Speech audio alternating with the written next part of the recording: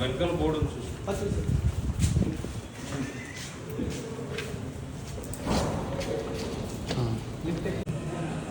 మీ blessings ఎప్పుడు ఉండాలి. అంటే సినిమా ఫంక్షన్ అంటే ఓకే మాట్లాడతాం కానీ చాలా కొత్తగా ఉంది, చాలా ఫీలింగ్ వస్తుంది.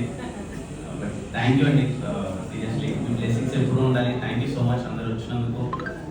రాజావారి రాణి గారు ఫస్ట్ సినిమాతో ఇలాగే మేము ముందుకు వచ్చాము, చాలా బాగా ఆదరించారు, ఎప్పుడు సపోర్ట్ చేశారు. నమస్కారం అండి, నాకు ఫస్ట్ టైం మాట్లాడుతున్నట్టుంది.